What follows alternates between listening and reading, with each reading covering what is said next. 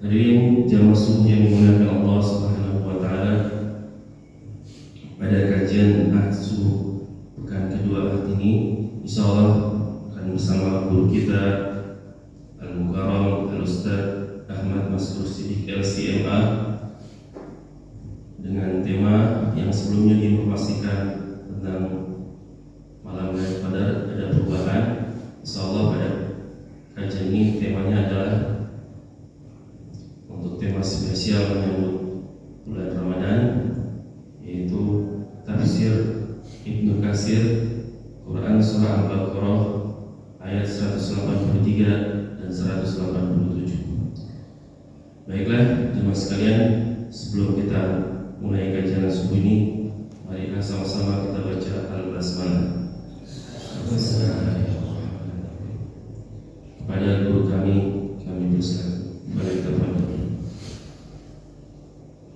Bismillahirrahmanirrahim. Assalamualaikum warahmatullahi wabarakatuh. Waalaikumsalam warahmatullahi wabarakatuh. Alhamdulillah. Alhamdulillahilladzi hadana li hadza wa ma kunna linahtadiya lawla an hadana Allah. Asyhadu an la ilaha illallah wahdahu la syarika lah wa asyhadu anna Muhammadan abduhu wa rasuluh. Allahumma shalli wa sallim wa barik ala sayyidina Muhammad wa ala alihi wa ashabihi wa man tabi'ahum bi ihsan ila yaumiddin. Amma ba'd. Rabbi shrah li sadri wa yassir li amri wa hlul 'uqdatam min lisani yafqahu qawli. Rabbana zidna 'ilman warzuqna fahma. Subhanaka la 'ilma lana illa ma 'allamtana innaka antal 'alimul hakim. Allahumma faqihna fid-din wa 'allimna at-ta'wil. Wa ba'da jamaah salat subuh Masjid Baitul Salam yang dirahmati Allah Ta'ala.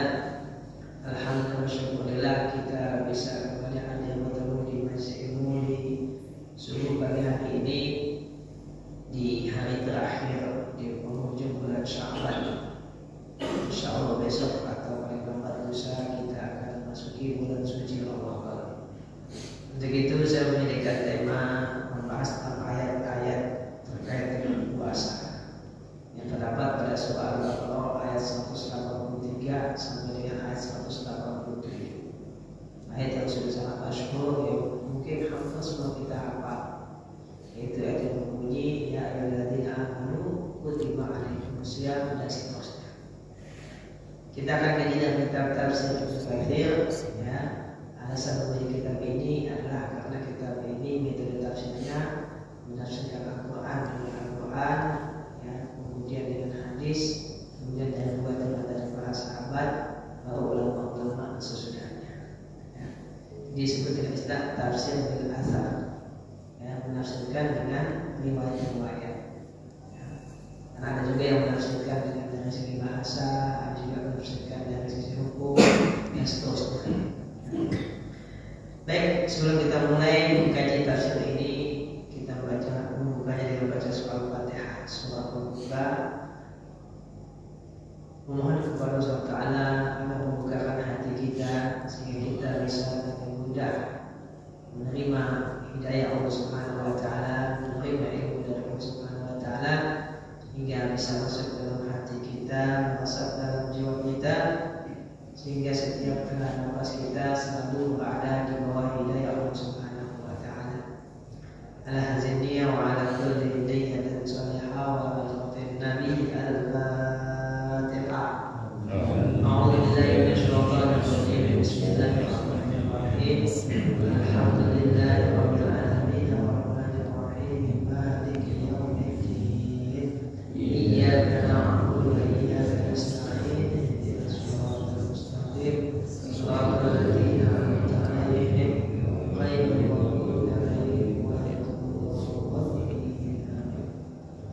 Bismillahirrahmanirrahim. A'udzu billahi minasyaitonir rajim. Ya ayyuhalladzina amanu kutiba 'alaikumusyiyamu kama kutiba 'alal ladzina min qablikum la'allakum tattaqun. Ayyaman ma'dudat faman kana minkum maridan aw 'ala safarin fa'iddatun min ayyamin ukhra. Wa 'alal ladzina yutiqunahu fidyatun ta'amu miskin faman tatawwa khairan fa huwa khairun lahu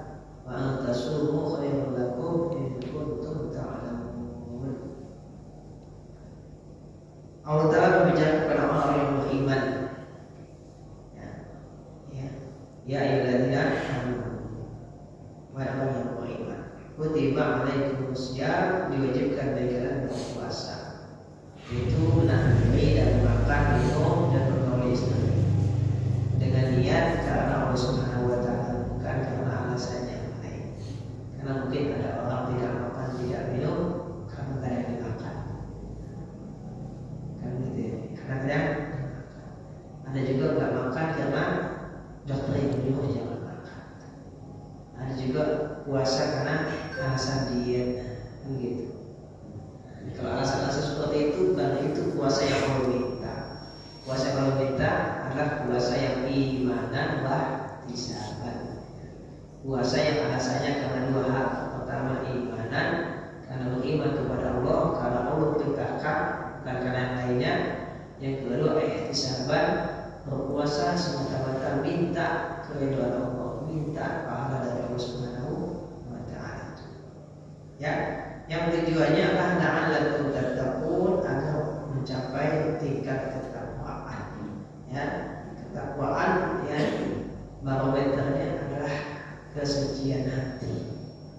Kesucian hati di mana kita bisa menyembah Allah dengan penuh kekhusyuan, di mana kita bisa bermuamalah dengan sesama manusia ya dengan penuh kelembutan, dengan segala macam kebaikan yang dilakukan kepada sesama manusia. Nah kemudian seperti apa puasanya? Kan puasa itu ibadah. Gimana puasanya di caranya? Disebutkan kama kutiba alal ladzina min qablikum. Ya. Jadi puasanya seperti puasanya orang-orang terdahulu. Siapa? Umat-umat sebelumnya. Ya, umat Nabi Isa, umat Nabi Musa dan seterusnya. Ya. Karena kalimatnya kama kutiba alal ladzina min qablikum. Ya, sebagaimana Allah wajibkan kepada umat-umat sebelum kalian. Jadi ketika Allah suruh puasa, gimana caranya? Ya ikutin aja umat terdahulu. Ya, nah, tentu tidak sulit untuk diketahuinya bagaimana puasa yang terdahulu, karena masih ada ya penerus mereka yaitu ahlul kitab. Ya, nah di sini mungkin ada hikmahnya juga. Ada hikmahnya kenapa kita di awal disuruh puasa seperti puasanya ahlul kitab. Ada hikmahnya sama seperti ketika pertama kali sholat di Madinah, Nabi suruh menghadap Baitul Maqdis. Apa tujuannya? Untuk menarik hati mereka. Jadi di awal umat Islam berpuasa itu puasanya seperti puasanya umat terdahulu. Jadi bukan kewajiban itu, puasanya juga seperti umat terdahulu. Namun karena dalam ayat lain Allah telah sebutkan likulli ja'alna minkum syir'atan wa minhaja. Setiap umat Allah jadikan syariat ya, khusus untuknya, wa minhaja dan caranya. Ya. Nah sehingga dari poin ini tentu harus ada perbedaan ibadah puasanya umat Nabi Muhammad dan ibadah umat yang sebelumnya. Ya.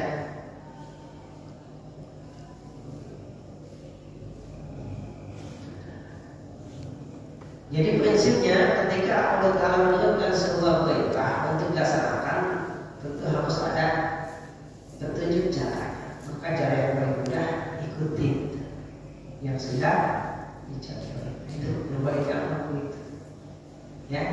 Jadi kalau saya menyampaikan prinsip yang sederhana seperti yang saya pahami, misalkan kita ngajarin anak sekolah, ayo ikut bapak, udah gitu kan?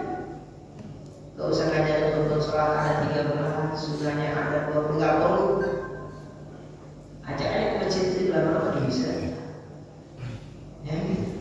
Saya amati anak-anak yang belajar di masjid, itu bisa sholat karena masjid. Iya, saya lihat ini ada anak kecil umur 4 tahun. Masjid, tadi masjid. Subhanallah. Bapaknya mana? Bapaknya enggak ada kerja. Bapaknya kan masjid, anaknya ke masjid. Masjid, sini. Ya. Ikut aja kan? Antara mau ikut ruku, ikut sujud begitu. Apa nanti? Begitu. Ya. Saya nggak pernah ngajarin saya sholat gimana caranya. Nggak pernah. Saya jalan ke masjid. Paham sendiri. Ya, gitu ya. Makanya cara mengikuti, mengikuti. Makanya Nabi mengatakan Sallu kama ra'aitumuni gitu ya. Jadi ngajarin sholat kata Nabi, ayo sholat kata diri saya, udah selesai.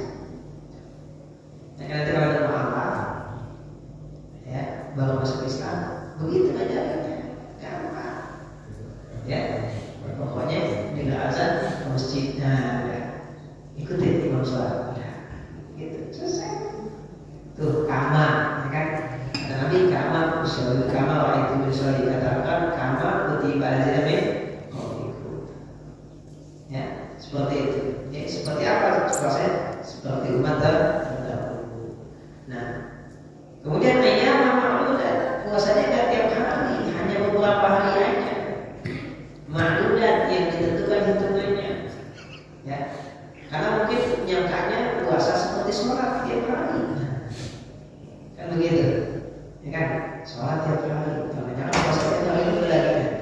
Karena ketika turun syariat apa namanya haji, ada mana ya Rasul? Tapi boleh amin. Ya Rasul, apakah haji tiap tahun? Nah, karena kan haji kan bulan Zulhijjah, kan bulan Zulhijjah tiap tahun ada, ya kan? Puasa bulan Ramadan tiap tahun ada. Maka ketika turun syariat haji, ditanya ya Rasul, amin boleh amin ya Rasul, apakah tiap tahun?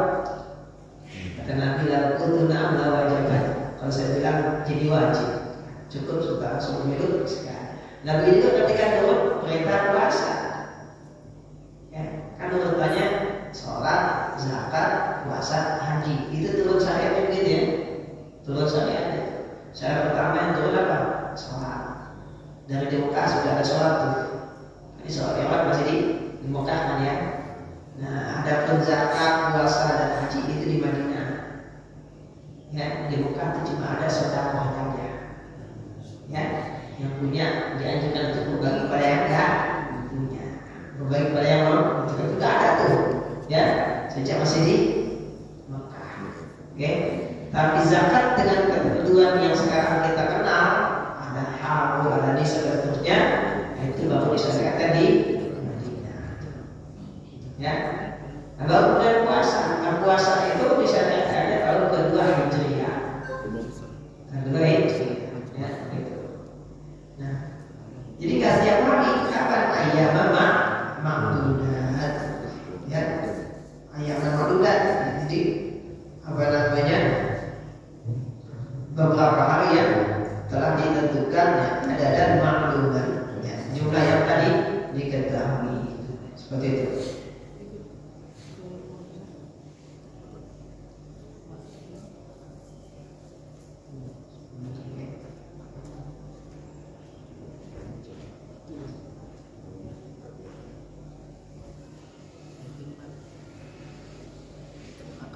Nah, itu tentang waktunya. Jadi sampai ayat ini belum tentukan nih kapan. Cuma ayyaman, hari, kan gitu. Nah, kata yaum dalam bahasa Arab itu dimulai dari terbit fajar sampai terbenam matahari yaum. Kalau terbenam matahari sampai terbit fajar disebut lailun. Nah, itu. Bisa paham tuh dengan kata ayyaman itu, oh berarti masa itu siang dan malam. Lihat ya.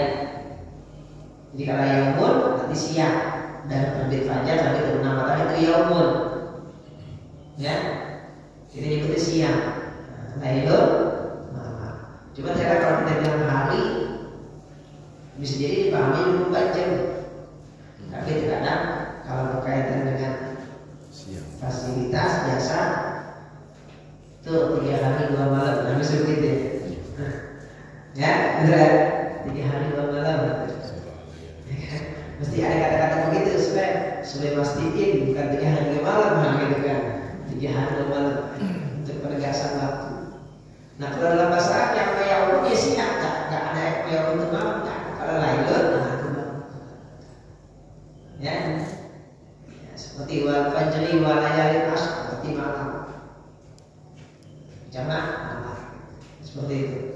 Ya, tapi kalau yaumun Masyiamu thalathati ayyamin fil hajj, salah satu ayam nanti siang, puasa itu siang. Dari sini sudah jelas kalau puasa itu siang. Tapi kapan mulainya? Nah, ini akan kita jelaskan berikutnya. Ya.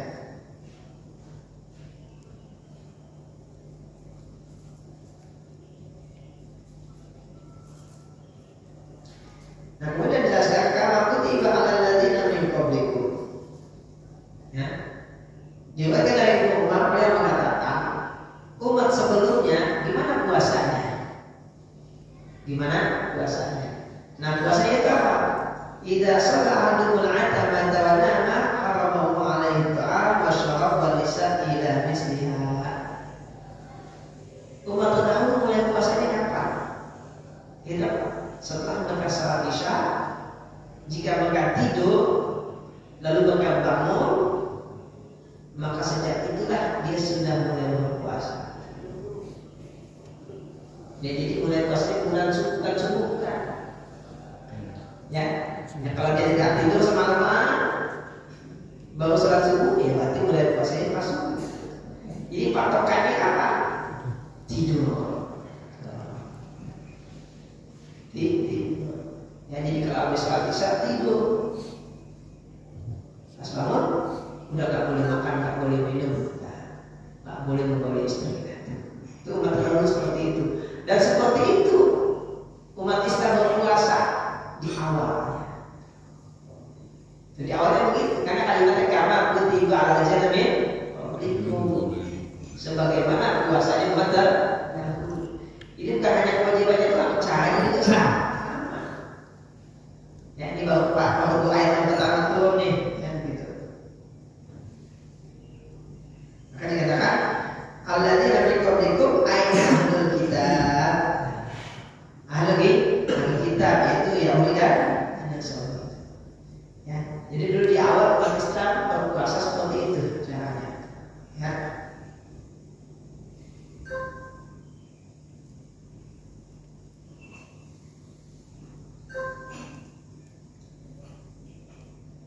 Nah, kemudian baru ayat berikutnya, siapa yang dikenakan kewajiban puasa?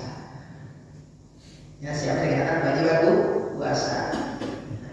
Kalau ayat pertama kan alladzina amanu, berarti kan semuanya kan? Semuanya wajib puasa. Nah, di ayat kedua baru ditegaskan, ya, aman kana minkum maridun aw ala safarin fa'iddatun min ayyamin. Ya, barang siapa yang sakit atau sedang safar boleh berpuasanya di hari lain sejumlah hari yang ditinggalkan. Jadi masih ada kedua nih, bukan ayat ketiga, nanti ada tiga lagi tafsir lain nih. Ya, karena ayat ini berulang nih, ya, nanti ada kita lagi berulang lagi, tapi tafsirnya itu beda. Ya. Nah, itu apa? Walladzina yutiqunahu fidyatun ta'amu miskin. Ini kan kayak bau nih, nanti kan kelanjutan hukum kan. Dan orang-orang yang yutiqunahu mampu berpuasa. Orang yang mampu berpuasa, nah, tafsirnya apa? Boleh berpuasa, boleh tidak berpuasa dengan cara membayar fidyah. Yaitu menggunakan orang miskin. Kan saya katakan, apakah namanya orang baina siyami wa baina al-it'am? Ini di syariat awal ini. Tapi syariat pertamanya umat Islam tuh dikasih pilihan, mukhayyar. Baina siyam boleh pilih puasa, wa baina al-it'am boleh pilih memberi makan. Insya Allah jika dia berkehendak dia boleh berpuasa, wa insya aftar wa al-amal. Dia boleh pilih tidak berpuasa dengan cara memberi makan an-kulli yaumin miskinan, memberi makan satu orang miskin setiap harinya. Jadi dulu di awal saya itu dikasih pilihan, boleh puasa atau boleh tidak puasa, tapi kasih makan orang miskin setiap hari, ya, yang dia tidak berpuasa. Ya. Nah, tapi ada ditanya lagi. Tadi kan katakan walladzina yutiqunahu fidyatun ta'amu miskin faman tata'a khairan fa huwa khairun. Ngasih makan satu orang miskin, tapi kalau dia tatawwa dengan sukarela dia mengasihi dua orang miskin atau lebih, itu lebih baik. Lalu kemudian wa antasumu khairul lakum wa in sama wa afdal billahi ta'ala. Tapi kalau dia pilih puasa itu lebih baik. Ini tafsir yang diriwayatkan dari Ibnu Mas'ud, Ibnu Abbas, Mujahid, Tawus dan yang lainnya.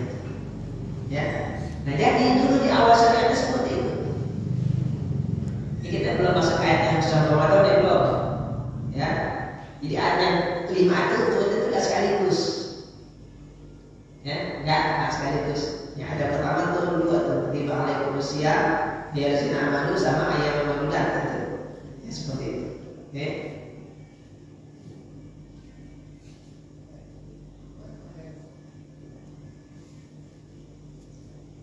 Maka Ibnu Katsir mengutip dari Imam Ahmad yang mengatakan sebagaimana salat disyariatkan itu bertahap, 3 tahap. Puasa itu disyariatkan bertahap, 3 tahap. Ya.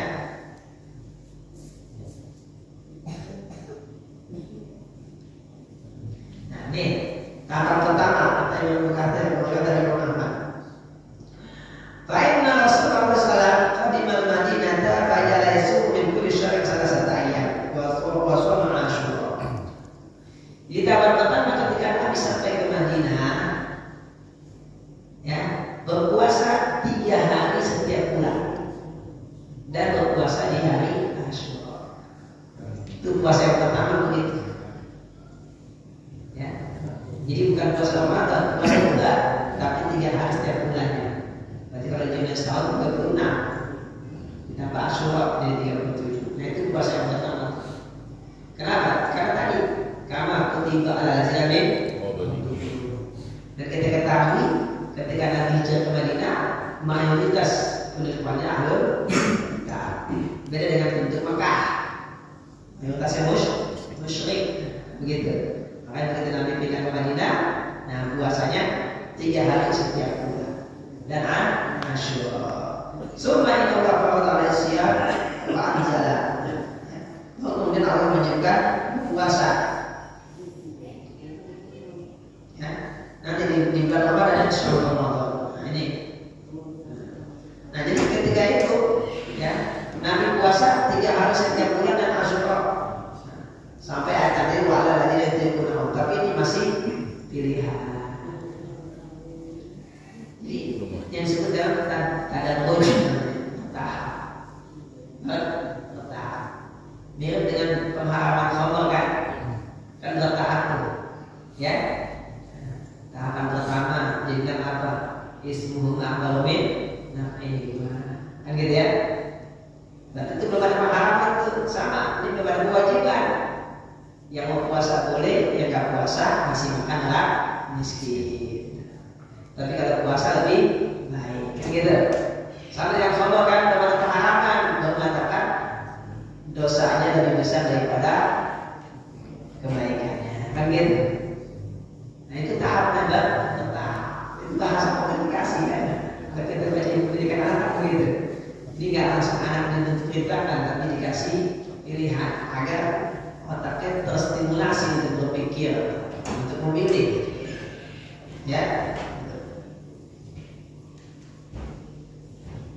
Nah baru summa anzal ta'ala al-ayat wa turunnya ayat berikutnya tuh syahrul Ramadan alladzi unzila fihi baru puasa Ramadan. Kan urutannya begitu kan? Yang pertama ya alladzina amanu kutiba alaikumusiyam dan seterusnya.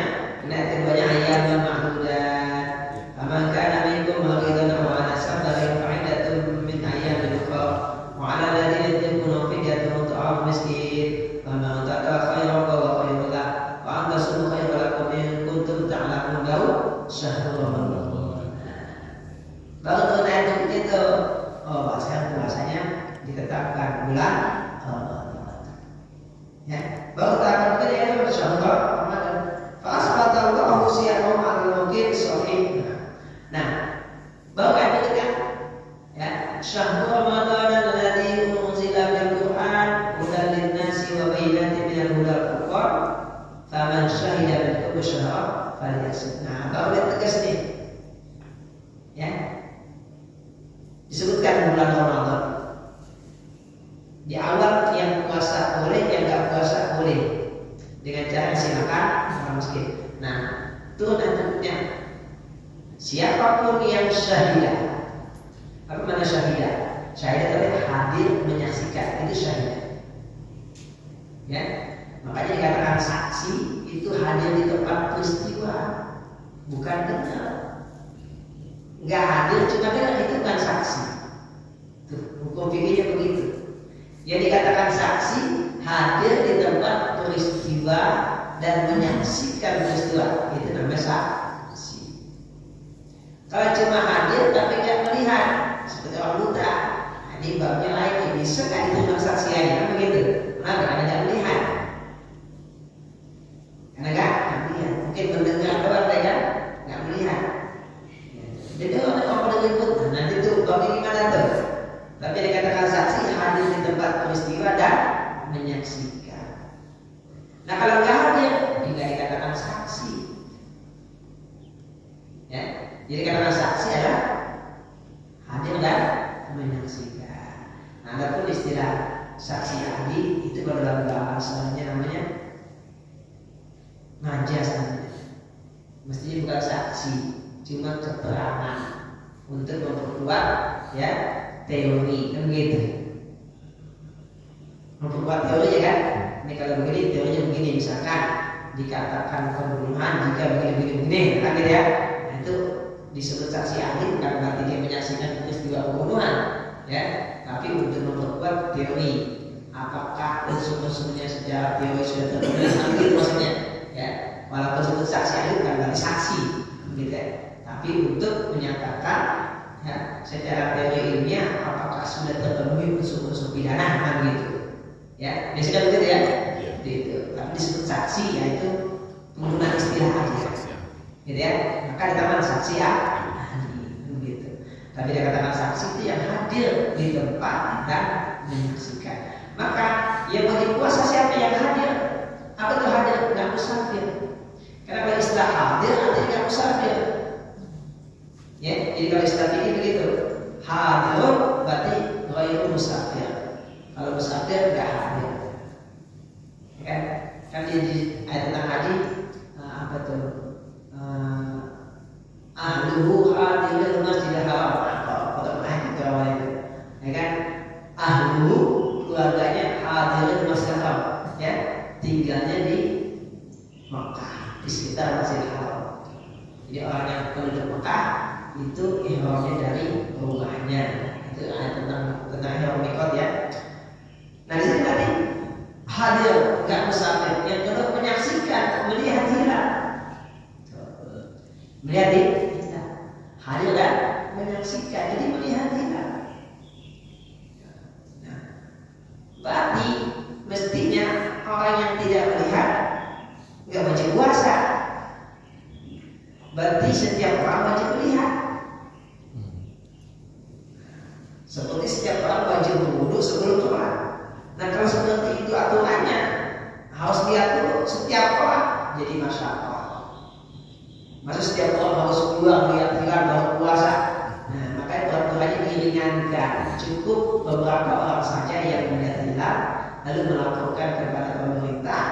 Jika pemerintah menerima kesaksiannya lalu menetapkan berdasarkan kesaksian, jadilah kewajiban puasa begitu. Makanya kalau disebutkan menyaksikan atau mendapat berita dari orang yang dipercaya, begitu bahasa artinya.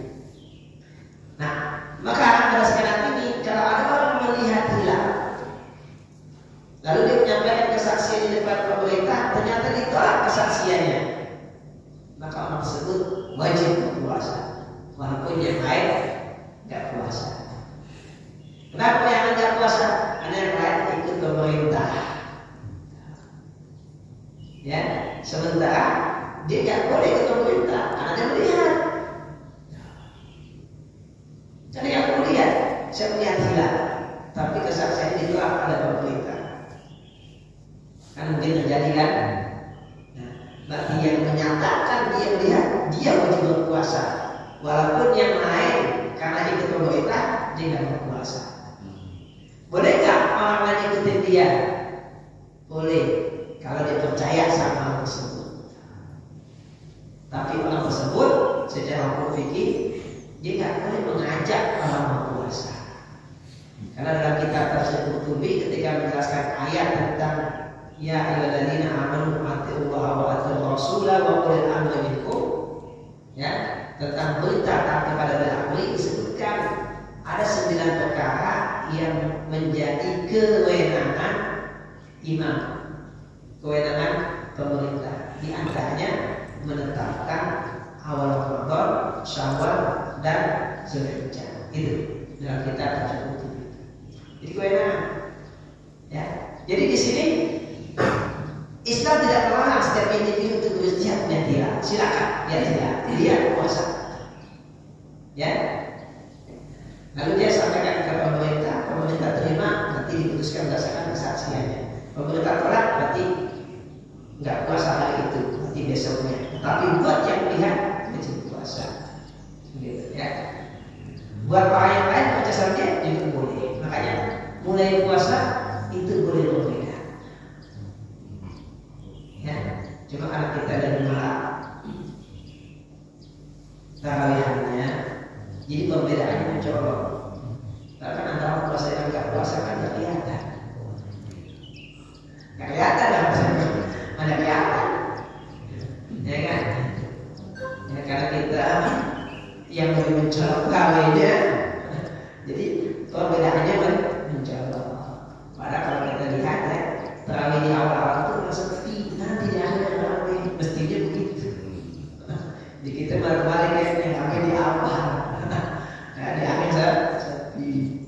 Mestinya di awal nggak sepi, nah di akhir orang balik. Kita dibalik, di awal ramai, di akhir sepi. Makanya ibadah kita itu masih tradisi, lebih mencolok tradisinya daripada syariatnya. Ya, kata teman saya almarhum Dr. Taufik ya, beliau adalah sebuah kajiannya ya, Ramadan tradisinya. Apa di antara indikatornya? Tarawih di awal ramai, di akhir sepi. Karena kalau syariatnya terbalik, di awal sepi, akhir ramai. Begitu. Di Ramadan kita masih tradisi ya, belum syariat. Pada mudik stop. Nah itu pakai tradisi, ya kan? Begitu. Oke. Kalau tradisi mudik kita hilangkan juga. Jangan hilangkan, diganti jadwalnya. Digeser kan? Digeser ke Italia. Jangan Dihilangkan. Iya. Kenapa? Kan silaturahmi juga syariat. Ya, silaturahmi itu bukan tradisi syariat. Ya, apapun yang ada perintahnya dari langit, namanya syariat. Nah, begitu prinsipnya. Jadi katakan tradisi itu inisiatif kita, itu namanya tradisi. Yang ada perintah dari langit. Tapi silaturahmi kan ada perintahnya. Ya kan? Apalagi silaturahmi ke orang tua, jelas syariatnya kan. Jadi mudik itu bukan tradisi syariat. Gitu ya. Cuma waktunya tradisi. Nah, itu bakal waktu tradisi, tapi mudiknya syariat, bukan tradisi. Ya, bukan tradisi. Makanya orang yang nggak beragama Islam nggak punya mudik. Ya kan? Nah, kenapa nggak ada syariat silaturahmi? Ikut mudik. Ya kan? Nggak bisa kan? Karena kalau kita ada memang perintah langsung dari Allah Taala dan Rasul, ya kan? Seperti itu.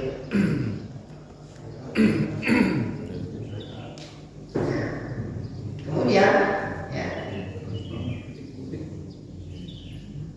tadi kan, aman syaidah minkum syahra falyasum. Jadi siapapun yang melihat bulan, melihat hilal, ya, dalam keadaan tidak musafir wajib puasa. Nah, tapi dilanjutkan, wa man kana minkum maridan aw ala safarin fa'iddatun min ayyamin ukhra. Jadi kan pengulangannya, ya kan?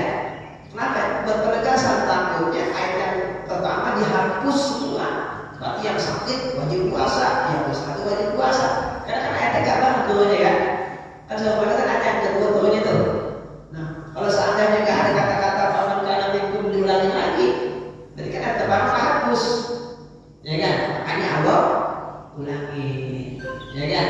Untuk menegaskan bagi yang sakit dan musafir hukumnya masih tetap berlaku. Boleh puasa di hari yang nah, kan gitu.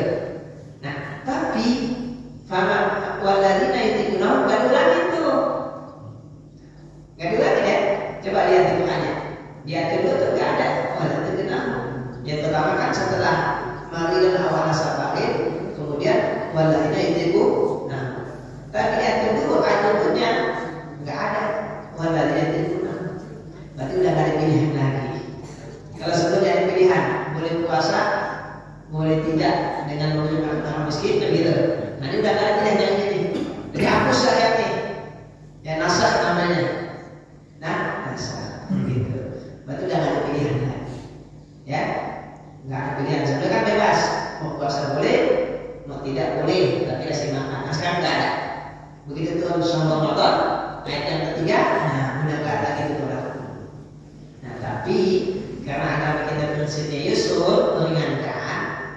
Berdasarkan hadis Nabi masih ada khusus buat orang yang sudah lanjut usia dan tidak sanggup puasa.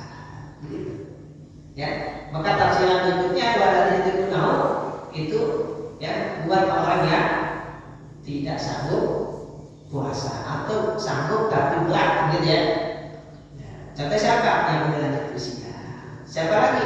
Wanita yang hamil dan menyusui. Jadi itu hadis ya, di tafsir begitu ya. Jadi masih boleh. Makanya dalam usul fiqh itu namanya menghapus sebagian objek hukum. Sebelum kan objeknya semua orang mukmin, ya kan? Semua orang mukmin dikasih pilihan, boleh puasa, boleh tidak, gitu. Nah ternyata dihapus, enggak semua mukmin, kecuali yang al-kabir sudah lanjut usia dan al-hamil al-murdi'ah, ya wanita hamil dan menyusui. Nah itu boleh. Nanti boleh gak puasa dengan negatif fidyah? Ya. Nah kalau untuk wanita hamil dan menyusui, jadi ulama beda pendapat. Ada mengatakan tidak dikodok hanya fidyah saja. Ada mengatakan kodok saja tanpa fidyah. Ada mengatakan kodok dan fidyah. Nah itu memang beda istihadnya. Ya, tapi kalau buat para kabir, buat yang sudah lanjut usia, malah juga beda pendapat. Ya, jadi kalau kita ada yang sudah lanjut usia, kalau terlihat sudah payah puasa, jangan kasih puasa. Ya, tidak payah, jangan kasih. Ya, kita bilang ibu, ayah, atau mbak ya, jangan puasa ya, ayo makan. Boleh kok, aku yang bilang nggak puasa, ya, cuma begitulah orang kecil biasa puasa, kasih ini nggak nyaman nggak puasa, ya puasa juga. Kalau kita nggak nyaman, tetap aja puasa juga. Kita suruh makan nyaman. Mana ada apa-apa, mendingan saya mati lagi puasa. Nah, udahlah. Nah, kalau begitu kita langsung ngomong dah. Yang mau meninggal kata puasa kita mau bilang apa? Ya kan? Udah apa-apa, kan gitu ya. Dan meninggal apa? Kan begitu ya sudah. Makanya ya kalau masih mau puasa juga. Tapi kalau terasa berat, jangan. Ya, dan yang seperti ini udah wajib kodok ya, bukan dikodok tak? Memang sudah gak wajib puasa, tapi diganti dengan fidyah. Ada pemerintah ambil dengan usia tadi ya, ulama dalam pendapat ya, seperti itu. Ya, dan dalam pendapat ini juga jadi jalan keluar. Coba para ulama sekarang kodok semua. Ada perempuan, Ramadan ini hamil, Ramadan kedua menyusui, Ramadan berikutnya hamil lagi, Ramadan menyusui lagi. Punya anak 10 berapa tahun itu? Berapa tahun coba? Ya kan? Ramadan ini lagi hamil, Ramadan berikutnya lagi nyusui, Ramadan berikutnya hamil lagi, Ramadan berikutnya nyusui lagi. Anaknya ada 10. 20 tahun. Kan orang pada dulu yang banyak begitu. Ya kan? Ibu saya kan banyak ada 10. Ya kan? Apalagi paman saya 18. Coba bayangin. Nah semua itu gak puasa. 20 tahun gak puasa, 40 tahun gak puasa. Masa harus bodoh? Nah itulah mungkin hikmahnya kenapa ada beda-beda. Jadi nanti diambil kondisi masing-masing lah. Ya kan? Ya kalau emang baru antuk, terus cuti 5 tahun, nah ada yang silakan bodoh kan gitu. Nah cuti 5 tahun baru menyerah lagi. Ya mungkin itu hikmahnya kenapa ada perbedaan pendapat. Ya, karena kalau semuanya sepakat menjadi bodoh, kan juga. 20 tahun kodok, masalah banget ya. Itu mungkin hikmahnya seperti itu ya. Dan karena memang syariat Islam meningkatkan anak banyak, nah, mungkin itu hikmahnya. Gitu. Oke. Nah kemudian ya tadi kan sudah ya. Yuridullah bikumul yusra wa la yuridul usra. Itu alasannya kenapa Allah membolehkan bagi musafir dan sakit boleh tidak puasa. Karena Nabi Islam prinsipnya apa? Meringankan, gitu ya. Itu prinsip Islam. Ya, jadi kalau kita punya jabatan, punya kewenangan di bawah kita, orang-orang yang kita urus, orang yang kita atur, dan kita punya kewenangan bilateral, itu prinsipnya mudahkan, jangan sulit. Jangan sulit. Selama bisa dipersulit, kenapa dipermudah? Nah itu jangan. Itu bukan orang Islam yang begitu ya. Jangan ya, jangan begitu. Maka saya pakai punya prinsip begitu tidak hapus. Saya nggak bakal nyusahin kalian, saya nggak bakal menganusin. Buat apa saya nggak ngurusin? Saya bilang begitu. Apa betul saya nggak ngurusin kamu? Ya kan? Yang lulus tinggal minta sama saya. Pak saya lulus, siap saya bilang. Yang lebih oknum tak? Hah? Yang lebih besi oknum. Minta lulus nggak apa-apa. Kecuali minta nilai A. Begitu bilang. Saya bilang pameo birokrasi kita. Begitu ya. Nggak boleh menyulitkan, nggak boleh ya.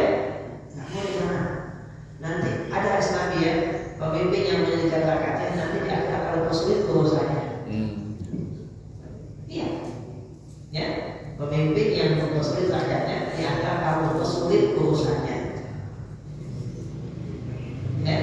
Gitu. Maka kita kalau jadi pemimpin yang mempersulit urusan sebisa mungkin selama nggak merusak aturan gitu sih. Ya, mudahinlah, jangan persulit. Ya, makanya saya tanya ke dokter begini, dok, bisa nggak sih peraturan Kementerian Kesehatan BPJS sedikit dipermudah?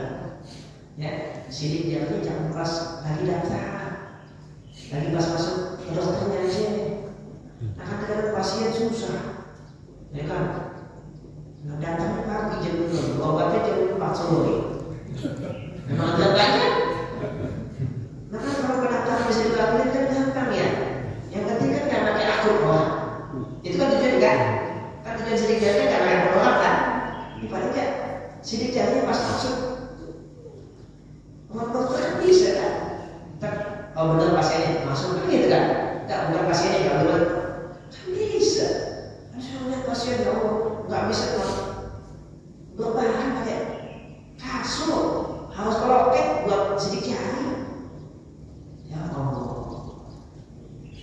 Iya, mau nggak mau begitu aturannya Pak. Nah, begitu aturannya memang bukan salah di lapangan ya, salah juga kebijakan, kan gitu. Nah, itu kan masalah teknis ya, betul ya? Kan bisa aja kan dilakukan ya, sidik jari kan pas masuk ke ruang dokter, begitu selesai. Panggil bulan sebelum masuk, oh, benar masuk selesai kan? Itu kan masalah teknis, berapa susah sih? Coba berapa susah itu kan? Ya kan? Sama aja kita mau masuk sidik jari baru buka pintu kan gitu ya? Tak buka pintu kan gitu kan? Kan simpel kan? Kenapa mesti sidik jarinya pas lagi daftar? Nah, kasihan. Oh, udah nggak bisa apa-apa nih, nggak mesti udah lagi, pakai kasur. Tetap wajib tuh ke loket. Ya mudah-mudahan ya pemerintah bisa ngerti yang gini-gini ya. Dipermudah aja jangan dipersulit. Itu prinsip Islam. Yuridu Allah bikum yusra wa la yuridu bikum usra. Ya, walitukmilu iddata walitukabbiru ala ma hadakum wa la'allakum tashkurun. Nah, kalimat walitukmilu iddah ya. Jadi disempurnakan bilangan puasa sampai selesai. Kemudian walitukabbiru Allah. Nah, ini mengisyaratkan ya sunnah di akhir Ramadan kita bertakbir disunahkan. Ya, karena ada kalimat walitukabbiru Allah ya seperti itu. Kemudian ayat berikutnya wa idza sa'alaka 'ibadi anni fa inni qarib ujibu da'watad da'i idza da'ani falyastajibu li wa yu'minu bi la'allahum yarshudun. Ayat ini tentang doa intinya. Bukan tentang puasa. Ya, tentang doa. Baru nanti ada tentang puasa lagi tuh. Wa illa lakum la tatasyamu itu baru lagi puasa lagi. Nah, Imam Ibnu Katsir mengatakan Allah menyisipkan ayat tentang doa di tengah-tengah ayat tentang puasa. Ini ada isyarat agar kita beristihad dalam doa sebagaimana kita beristihad dalam berpuasa. Bersungguh-sungguh dalam berdoa sebagaimana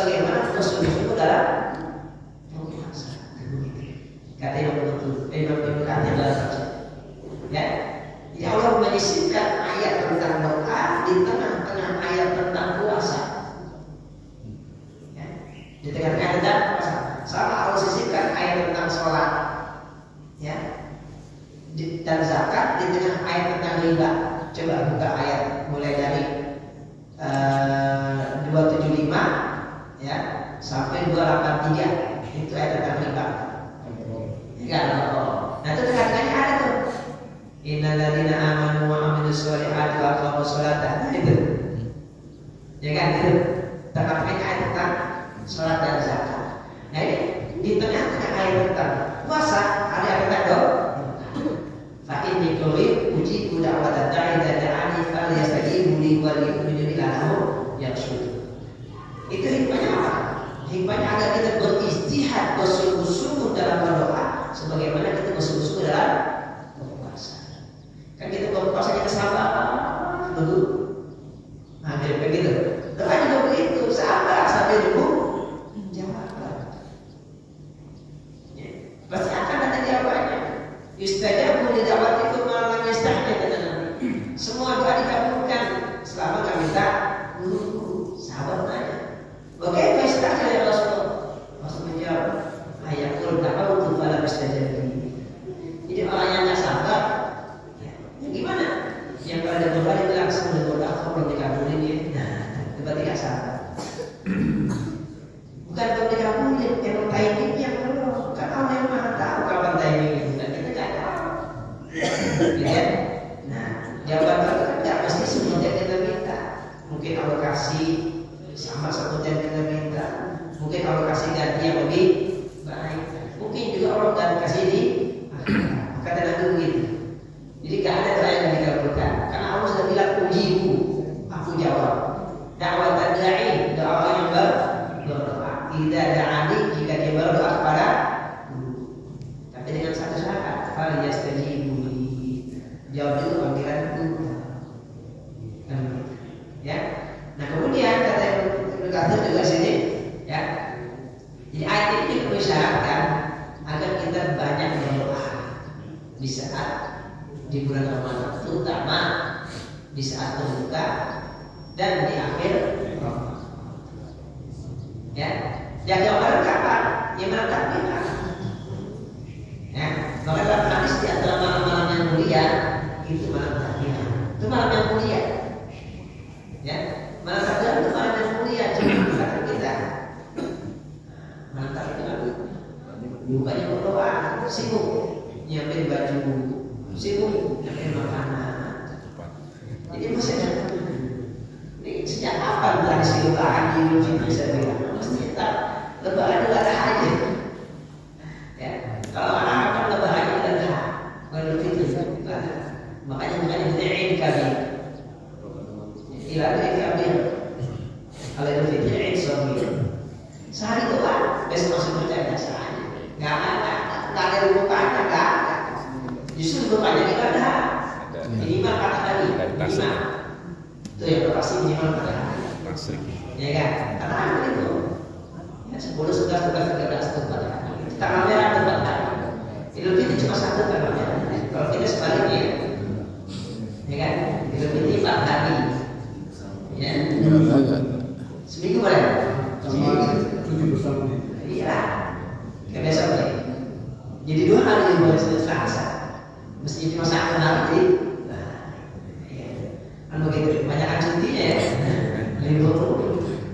Ya. Kalau yang boleh tetap masalahnya ada libur ya. Mau berapa hari masih tetap gaji sama. Ya kan? Dalam honorer yang digaji sesuai dengan masuk ya. Libur gaji dikit. Gitu. Ya. Jadi artinya mengisyaratkan memang kita dianjurkan juga berdoa tentunya. Oh illa lakum lailatas siyam. Nah arti ini terakhir itu nih. Ya, itu apa? Jadi latar belakang atau sabab nuzulnya. Tadi kan kita katakan waktu awalnya puasa itu mulai kapan? Dari sejak kita tidur udah puasa. Jadi, nah di sini ada salah satu nama siapa? Dia sebenarnya kerja capek lagi puasa kerja kecapean tuh, ya. Dia belum sempat makan, belum sempat buka, habis bisa tidur. Nah bangun-bangun tak boleh makan. Besoknya kamu sudah ada. Nanti nanya kenapa kamu terus banget gitu, ya kan? Diceritakan ya Rasul merasa sadar kerja, ya. Kemudian saya terus berbuka, habis sisa saya tidur. Dia kan kelaparan ya. Dia cerita yang kedua, belum soto, ya kan? Dia pulang ke rumah malam, ya kan? Jadi istrinya lagi tidur, tapi lagi ingin hajat, lagi ada keinginan hajat kan? Kata istrinya, tapi sudah tidur. Dia juga begitu. Kalau tidur nggak boleh kan? Kita kan istri harus taat suami. Ya, jadilah kan begitu. Akhirnya besok pagi makan ke Rasul. Sepertinya Rasul cerita. Ayat turunlah. Wahilla lakum lailatas siyam rafatu ila nisaikum. Dihalalkan buat kalian di malam hari di bulan Ramadan, di malam hari puasa, lailatas siyam di malam puasa. Malam puasa ya, di malam atau lailah. Malam tapi puasa, itu siang kan di depan pada siang malam puasa. Berarti sebelumnya malam itu puasa. Apa diharapkan? Rafatu ila nisaikum. Ya, menggauli istri. Apalagi diberikan? Wakulu washrabu dan makan dan minumlah. Sampai kapan bolehnya? Hatta yatabayyana lakum al-khaytul abyadu min khaytil aswadi sampai terbebas. Jadi dihapus satu peraturan yang sebelumnya. Nah inilah syariat terakhir di puasa dimulai dari fajar. Jadi kalau misalkan belum fajar masih boleh makan, masih boleh minum, masih boleh hubungan suami istri, ya kan? Baru begitu fajar, mati musyama ilal lail, ya kan? Sempurnakanlah, ya malam puasa sampai datang malam. Kapan itu malam? Lailun itu kapan? Lailun itu adalah pada maghrib. Ini, nah tapi ada yang berpendapat Lailun itu isya katanya. Apa dalilnya? Walaili idza yaghsha, dan malam ketika telah menutupi. Memang benar kalau bangun kan tidak mesti terang, ya kan? Apalagi lagi panas banget ya. Kalau lagi panas banget tuh bangun mesti terang tuh. Tuh udah malam tapi mesti terang kan? Memang matanya terbenam, tapi kan pantulan cahayanya masih ada kan? Kan begitu ya? Kan bumi kan? Udah terbenam, tapi pantulan cahaya masih ada. Jadi lagi masih terang. Nah isya udah keluar. Jadi ada pendapat seperti itu. Siapa? Syiah. Maka Syiah puasa isya. Betul salah? Salah. Kok salah? Kan dalilnya Tuhan. Karena yang berhak menjelaskan itu Nabi yang menjelaskan puasa sampai maghrib dan begitu. Allah yang kasih kewenangan litubayyina lin-nasi ma nuzila ilaihi. Allah yang kasih kewenangan untuk menjelaskan. Nabi jelasin batasan malam kapan? Maghrib. Bukan doa, maghrib. Itu batasan malam begitu ya. Ya udah berarti kita Nabi jangan istirahat sendiri. Kenapa? Karena Nabi sudah bikin keputusan. Jadi kita nggak perlu istirahat lagi mencari malam itu kapan. Ya, jadi kesimpulannya kalau Nabi sudah bikin keputusan kita jangan bikin istirahat lagi. Jadi selesai. Kalau itu kayak gitu mana damai kan? Karena kita kalau gitu sih sudah keputusan istirahat lagi. Ya kan? Ya kalau kepintaran ya mendingan mikirin gimana rakyat bangsa sejahtera, mikirin gimana ekonomi tanah maju, begitu kan? Mikirin gimana ibu kota agama. Itulah kalau makanya kenapa umat Islam dulu maju karena yang udah beres terus lagi, nah kan gitu. Ya kan? Kan abad ketiga, abad kelima itu kan maju kan Islam kan? Bertohan itu ya, bisa maju. Ini udah beres dan mikirin lagi udah. Agama udah nggak diurusin lagi, udah tinggal asalnya kita lama. Gitu ya, nah itu. Ya, jadi kalau apa yang sudah ditetapkan oleh Nabi, udah kita tinggal laksanakan. Ya, dan kita pembahasan kita tentang ayat 183 sampai 187 surah Al-Baqarah. Ya, jadi kesimpulannya ayat ini nggak cuma sekaligus. Ya, jadi puasa itu yang tetap bertahap saja. Ya, pertama puasa seperti buat 3 hari setiap bulan berjaya, Masya. Gitu ya. Baru ketika turun selama Ramadan, nah puasa diganti bulan Ramadan. Nah, yang 3 hari setiap bulan tetap jadi sunnah, enggak jadi wajib. Yang Asyura juga sunnah, jadi wajib. Ya, nah ada pun waktunya. Dulu waktunya kapan? Mulai tidur udah puasa. Ya, berarti kalau tidur cepat, puasanya panjang kan? Yang tidurnya menjelang subuh atau setelah subuh, ya berarti pendek kan gitu aja. Nah itu perlu diganti syariatnya, ya puasanya dari subuh. Nah begitu siapa yang wajib di awal boleh puasa boleh tidak. Yang mau puasa silakan, yang nggak puasa boleh dengan bayar baru kemudian turun berikutnya ya Ramadan kemarin dan seterusnya. Nah berarti puasa wajib bagi yang sehat, bagi yang mungkin, bagi yang melihat hilal atau mengetahui lain, ya puasa sunnah. Ya nggak ada pilihan boleh puasa boleh tidak. Ya kecuali yang hamil, yang usia lanjut dan wanita hamil dan menyusui boleh tidak puasa bisa digantikan fidyah. Tapi kalau wanita hamil dan menyusui jadi belum kami ada pendapat ya. Mewajibkan qadha, hanya tidak mewajibkan qadha, hanya fidyah dan seterusnya. Demikian yang bisa kita pelajari pada pagi hari ini, mudah-mudahan bisa menambah pengetahuan kita, ya, dalam syariat Islam, ya, dan kita bersyukur, ya. Jadi format puasa sekarang itu sudah dipermudah. Jadi dipermudah ya, yang tadi panjang, jadi kan sekarang ini lebih pendek. Namun tentu ada ketentuan juga ya, yang tadi kita boleh pilih puasa boleh enggak. Nah sekarang ini wajib puasa. Dan puasanya digabungin jadi 1 bulan kan 3 hari setiap bulan. Seperti biasa sebelum kita akhiri mungkin ada yang menyampaikan pertanyaan kami persilakan. Ini kan sebenarnya seperti waktu sholat ya Ustaz, dari 50 rakaat gitu ya. Iya. Yang terus kemudian berubah-ubah 50 kali 50 kali, iya. 50 kali 50 waktu jadi 5 waktu. Gitu. Kemudian tadi juga disampaikan, dijelaskan puasa ya seperti itu. Apa masa dari apa runtutan itu tadi, selain bahwa Islam itu mudah gitu ya, selain itu apa hikmah yang lain lagi mungkin barangkali ada ini ya. Baik. Jadi ulama menyimpulkan di antara salah satu prinsip tasyrik adalah tadarruj, kebertahapan. Kebertahapan ya. Karena kalau tidak bertahap kan berat. Ya. Jadi kalau orang langsung dikasih tugas yang besar kan berat. Dan kebertahapan. Nah cuma kebertahapan dalam syariat puasa itu sepertinya bukan masalah berat puasanya. Ya. Karena kan tadi puasa 3 hari di sebulan itu jadi berat kan. Tadi ada tidak boleh puasa boleh enggak ini wajib gitu.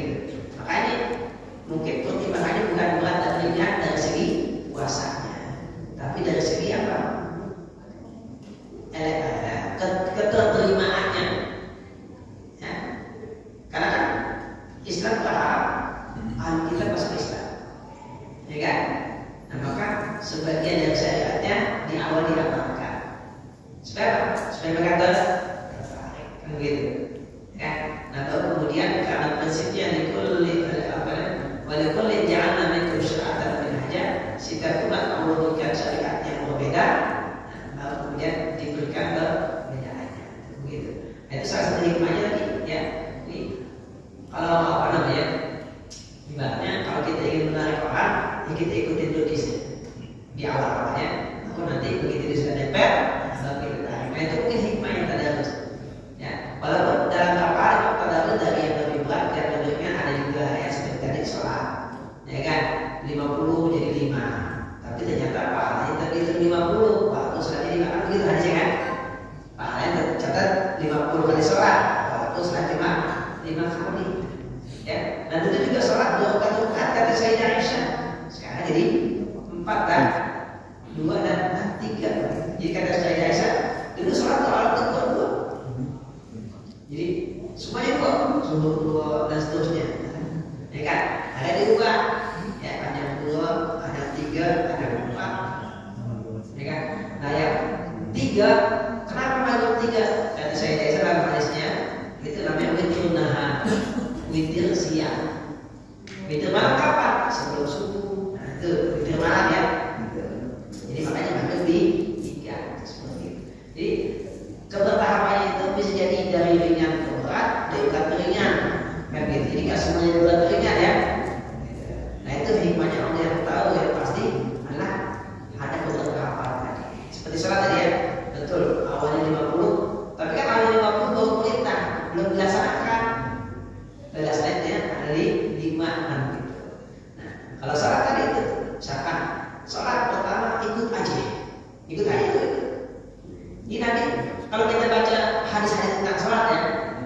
sebenarnya sholat itu nggak sekaligus loh diajarin oleh Nabi. Yang saya paham, yang apa? Ikutin aja Nabi itu. Ikutin aja, ya kan? Ya udah sahabat ikutin kan?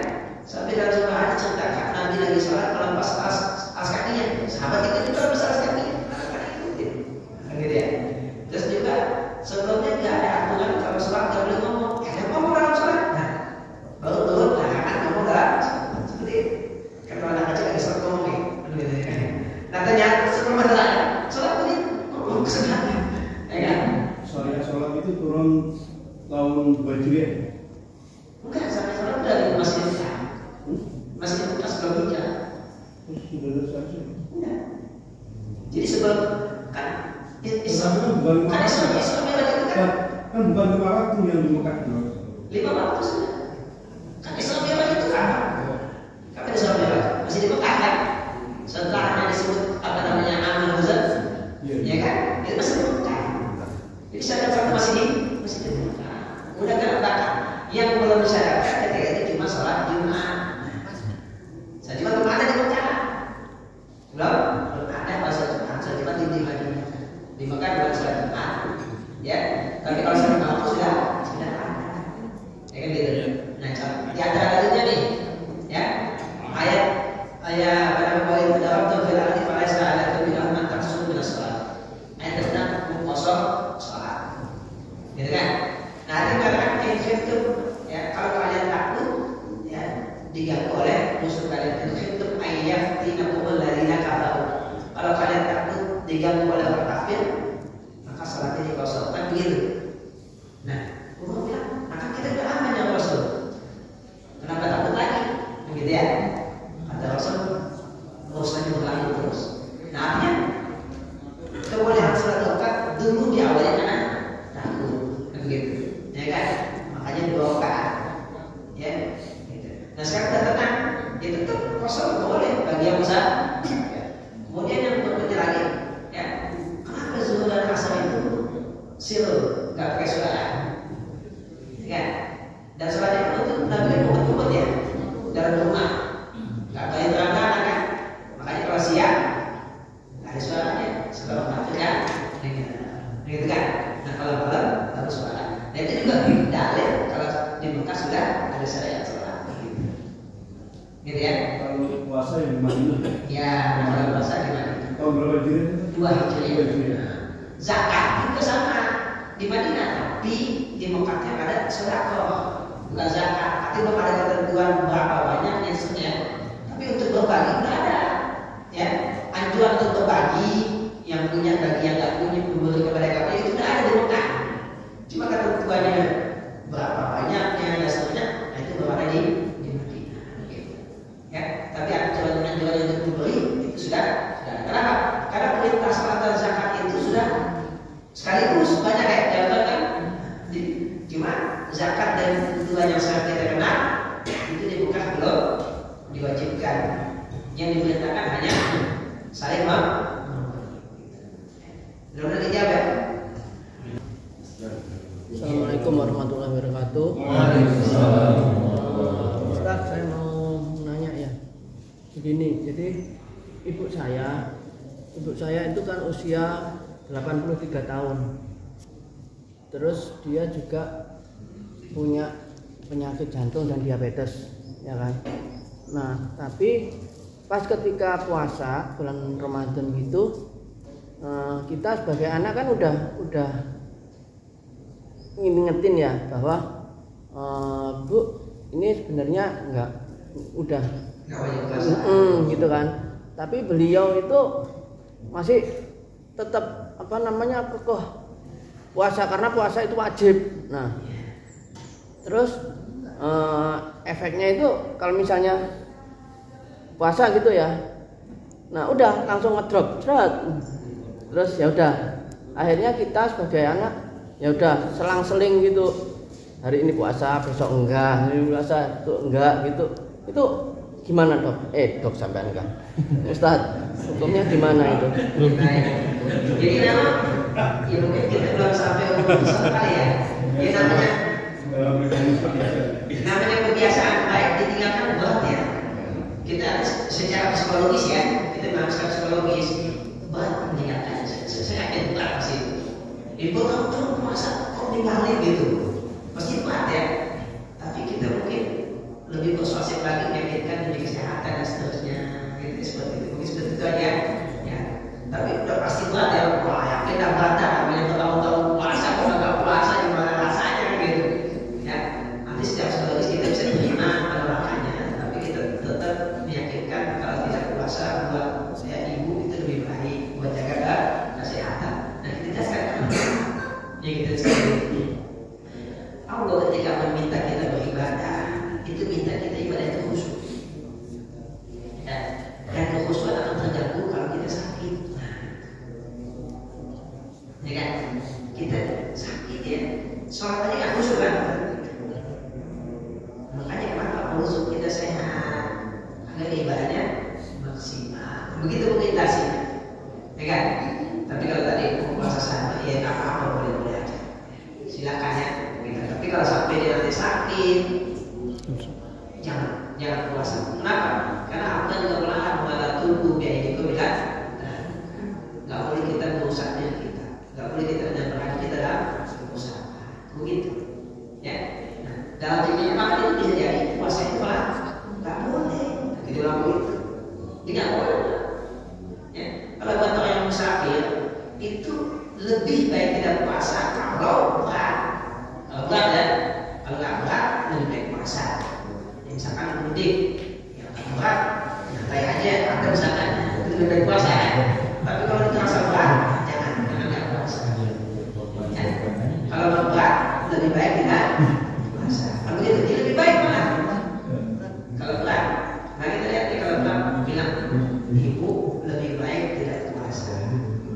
Nah, karena kalau nggak puasa bisa terjaga kesehatan, dan kalau sehat bisa lebih maksimal ibadah.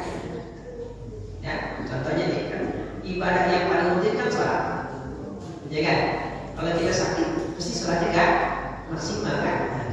Kita bilang begitu, ya. Saya yakin ibu saya itu begitu, terkadang ibu saya sehat-sehat aja. Ibu sering nanti kalau makan batu besar, ya. Ada jamaah bisnis saya, ya. Saya bilang begitu, bapak kalau udah lakukan, bapak boleh puasa. Ini aturannya bilang, ya. Yang dipaksakan, karena Allah menginginkan hambanya sehat agar ibadahnya bisa sebaik mungkin. Begitu, ya. Karena kan kalau orang sakit pasti ibadah terganggu ya. Tapi kalau tadi bertanya itu boleh nggak apa-apa kalau selama tidak membahayakan. Tapi kalau kita bisa meyakinkan, itu lebih baik. Oke, cukup ya? Cukup. Silakan. Tetap lagi.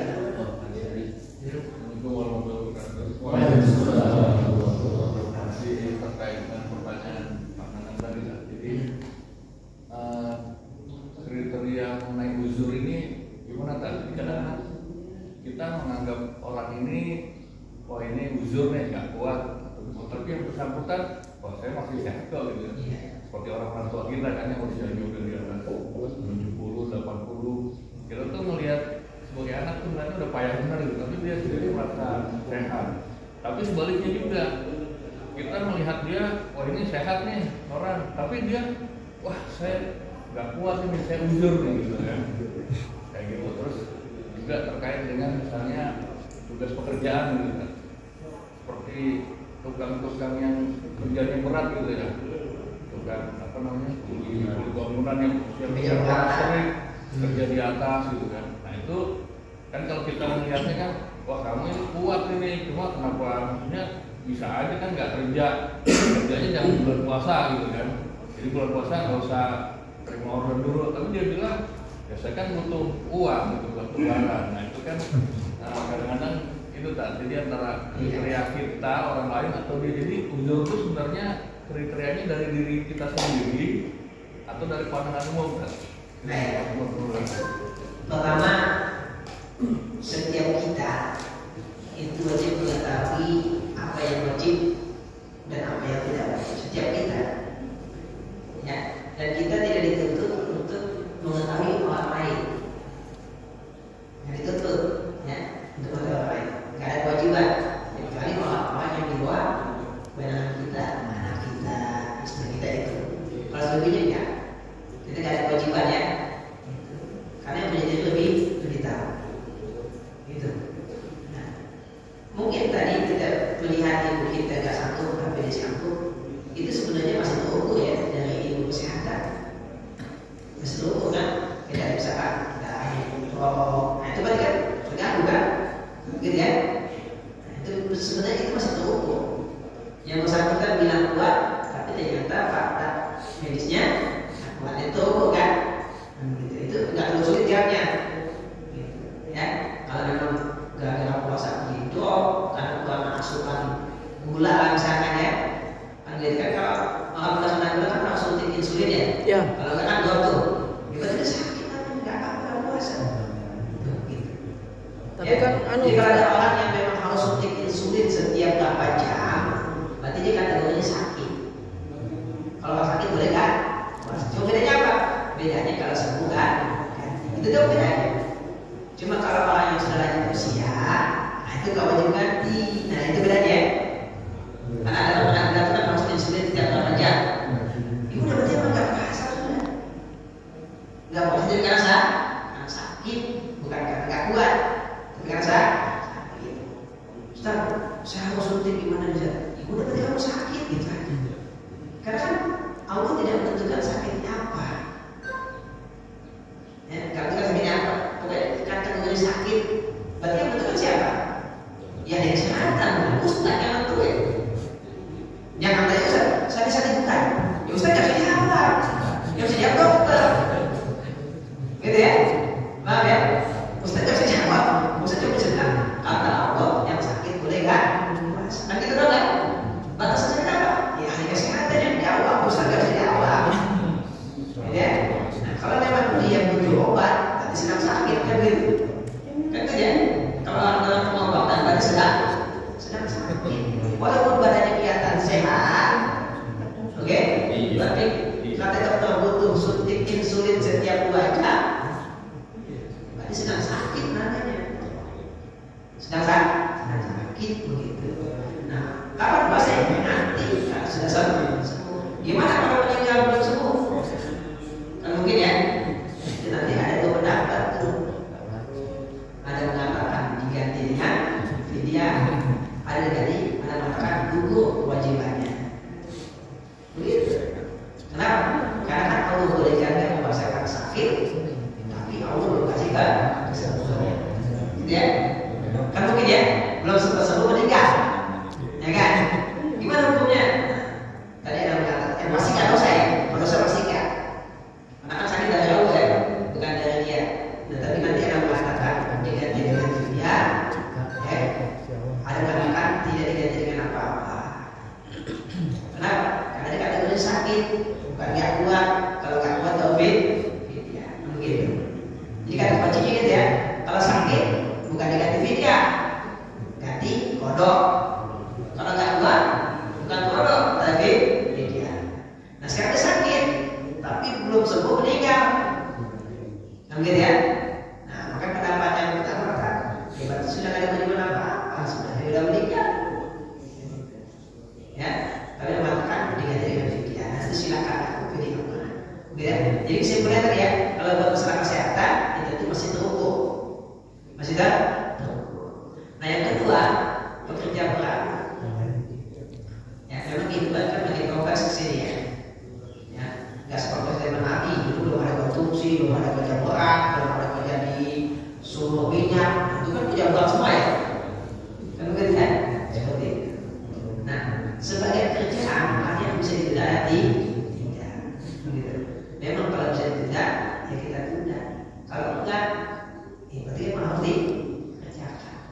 Dan sebagai kerjaan itu bukan buat dirinya, juga buat masyarakat umum. Ya, dirinya cuma dapat upah memang iya, tapi kan secara hasil buat umum, buat umum ya. Nah, gitu.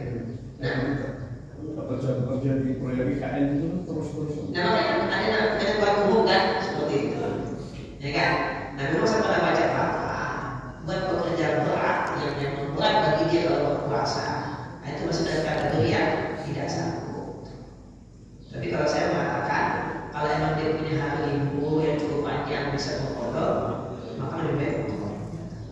Kalau dia yang lebih banyak ya, kan mungkin dia punya cuti sangat banyak. Ya, memang ada fatwa yang seperti ini sebenarnya baca, ya, buat bekerja berat, ya, di mana nggak mungkin dia puasa karena nggak ada tenaganya, kan bekerja berat ya, kerja produksi, kerjaan apa, suruh minyak ya, kerja berat semua ya, kerjaan yang butuh stamina tinggi, ya, nah seperti itu, ya, ada fatwa yang mengatakan memang boleh, kalau nggak bisa ditinggalkan, ya, tapi sebaiknya kalau seperti itu ya diatur sama siapa? Sama yang pilih kerjaan ya. Ya, misalkan pakai shift, ya kan? Kerja berapa hari, libur berapa hari, kan bisa ya? Berarti tiga-tiga masih kerjaan. Sama dengan tentara, ya kan? Kan tentara sekian bulan tugas, sekian bulan istirahat, kan begitu? Kan diatur. Berarti itu kewajiban yang berwenang buat kan? Ya, nah kalau bisa diatur sedemikian rupa sehingga dia bekerja 7 hari, 7 hari, nah bagus kan? Ya, mungkin aja. Kalau yang tenaga kerjanya banyak, ya kan, pakai shift kan ya, dia kerja 2 minggu, libur 2 minggu kan begitu kan mungkin aja. Nah, berarti itu nanti yang berkewajiban memikirkan, ya, pemberi pekerjaan. Ya, sehingga orang bekerja tapi tetap bisa beribadah, begitu. Ya kan? Seperti itu. Ya, sama kayak sholat kan? Ya, harus dikasih waktu lah beribadah, seperti itu. Ya, kayak security jaga keamanan. Ya, nah itu kan memang buat umum ya, buat kepentingan. Kan tidak ada sendiri dari hal. Kan security yang sholat. Ya kan kayak sholat kan? Ya gitu, mesti ada waktu aja kan? Mungkin enggak ya? Nah gitu, sebetulnya kayak gitu lah kan? Kenapa ya? Emang seluruh itu yang kamu atau kepentingan umum? Ya, mudah-mudahan dijawab ya. Nanti saya lagi, tapi saya pernah baca fatwanya memang pekerja berat, ya, yang memang sulit kalau berpuasa karena butuh stamina yang kuat, itu termasuk yang dibolehkan tidak puasa. Tapi kalau ada punya hari lain, ya, yang mana dia bisa cuti atau libur, dia bisa puasa-puasa, ya. Karena saya kalau dia puasa kasihan. Kalau dia profesinya 30 tahun kerjanya itu masih 30 tahun nggak puasa, kasihan. Kita punya kasihan ya, tidak melaksanakan ibadah. Maka kewajiban yang memberikan pekerjaan. Kalau misalnya ya, dia punya kerjaan yang harus ngatur. Ya, kalau jadi kita jadi bosnya, akhirnya ngatur lah. Ya, agar orang kita bisa ibadah. Baik Bapak sekalian, kita cukupkan pertemuan kita begini sampai di sini. Ya, nanti makanannya perlu dingin kelamaan ya. Boleh dituangin soalnya. Ya, insya Allah kita lanjutkan lagi pada pekan-pekan nanti. Mudah-mudahan kita pelajari bisa menambah pengetahuan kita. Ya, dan ilmu ini bisa menambah iman kita. Iman kita bisa menambah amal kita. Al-Fatihah.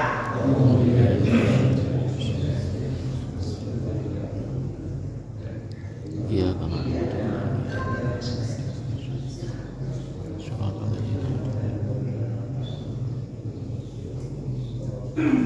Astagfirullahaladzim, astagfirullahaladzim, astagfirullahaladzim. Alamin, Allahumma shalli ala sayyidina Muhammad. Allahumma anfa'na bima 'allamtana wa 'allimna ma yanfa'una warzuqna 'ilman tanfa'una.